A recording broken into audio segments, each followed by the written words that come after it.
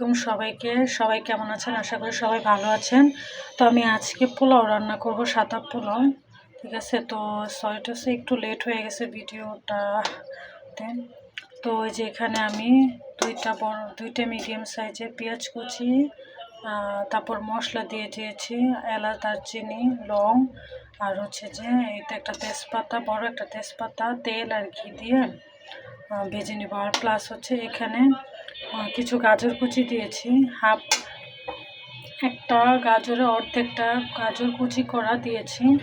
আর ঠিক আছে, তো এগুলো তেল দিয়ে ভেজে নিয়েছি। ভেজে এখন চালটাও দিয়ে দেবো। অলরেডি চাল কিছুটা দিয়েছি, আরও দিয়েছি, চাল দেওয়া শুরু করেছি।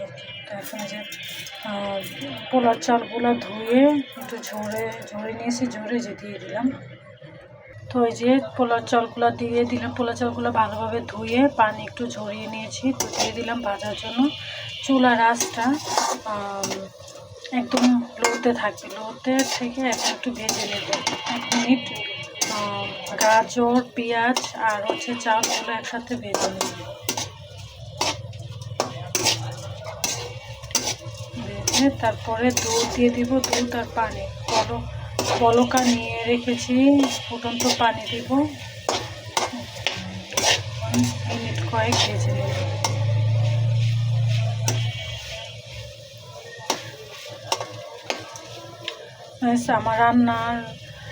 আমার এই পোলাও রান্নার রেসিপিটা যদি কারো ভালো লাগে তাহলে প্লিজ আমার ইউটিউব চ্যানেলটা লাইক করে দেবেন, সাবস্ক্রাইব করে দেবেন, ফ্রেন্ডস ফ্যামিলি সবার সাথে শেয়ার করে দেবেন।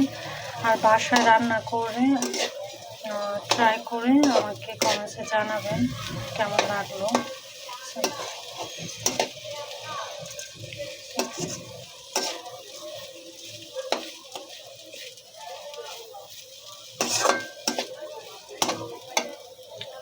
এখানে পোলাও চাল নিয়েছি প্রায় 200, মেজারমেন্টের কাপের 1 কাপ, সামান্য কিছুটা কম। মেজারমেন্টের 1 কাপ, সামান্য কিছু কম পোলাও চাল নিয়েছি। মেজারমেন্টের 240 ml, 240 ml সামান্য কিছুটা কম চাল নিয়েছি। তো অনুযায়ী পানি দিয়ে দেব। ইচ্ছা দুধও বেশি দিলে পানি কম দেওয়া যায়, মানে মোটমাট ডাবল পানি দিতে হবে। ঠিক আছে, চালে ডাবল পানি দিতে, এটা তো আপনারা জানেনই পোলাও রান্না করতে গেলে। তো আমি দুধটাই বেশি দেওয়ার চেষ্টা করি, দুধের পরিমাণটা বেশি। গরুর দুধ দিয়ে দিই, 1.5 থেকে 2 কাপের মতো গরুর দুধ দিই, আর পানি দিয়ে অল্প করে পানি দিয়ে তারপর পোলাওটা রান্না করার চেষ্টা করি, যাতে স্বাদটা ভালো আসে, বেশি খেতে মজা লাগে, টেস্টি লাগে।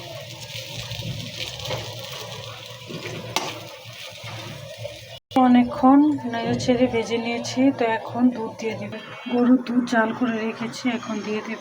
এই যে পরিমাণ মতো দুধ আস্তে আস্তে দিয়ে দিলাম, দুধ দিয়ে আমি এখানে আমার দুধটা অনেক বেশি ছিল, তো জাল দিয়ে রেখেছিলাম। তো এখানে প্রায় আমি আড়াই কাপ পরিমাণ দুধ দিয়ে দিলাম। তো আরও অল্প কিছু পানি দিয়ে দেব। ঠিক আছে, মানে দিয়ে দিচ্ছি 1 কাপের হাফ কাপের সামান্য একটু বেশি পানি দিয়ে দিলাম। ঠিক আছে, পরিমাণ মতো পানি দিয়ে দিলাম।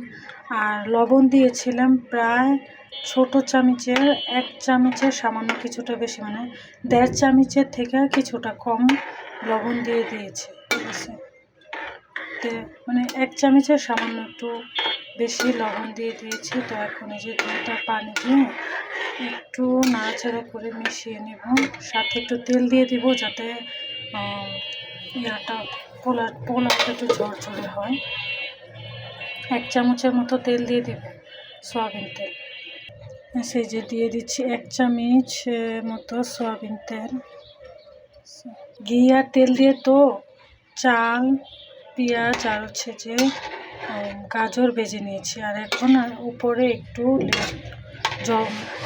চালগুলো, মানে পোলার চালটা ঝরঝরে হওয়ার জন্য 1 চামচের মতো তেল দিয়ে দিলাম উপরে। তো এখন সবগুলো একসাথে মিশিয়ে ঢেকে দেব হওয়ার জন্য। তো ঢেকে দেওয়ার পরে কিছুক্ষণ, মিনিট কয়েক পরে একটু চেক করে দেখতে হবে কতটুকু হয়েছে, একটু পরপর মিশিয়ে নিতে হবে। তো রান্নার জন্য ঢেকে দেব।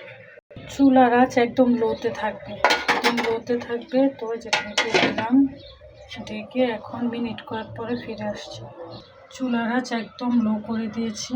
তো ফিরে আসছি মিনিট কয়েক পরে ফিরে আসলাম। এখন এই যে পোলাওটা অনেকটাই কমপ্লিট হয়ে গেছে। এখন চেক করে দেখব। এই যে হয়ে গেছে, পোলাও কমপ্লিট হয়ে গেছে। এই যে দেখেন পুরো কমপ্লিট হয়ে গেছে। এখন হালকা একটু নাড়িয়ে নেব, হালকা একটু নাড়াচাড়া করব।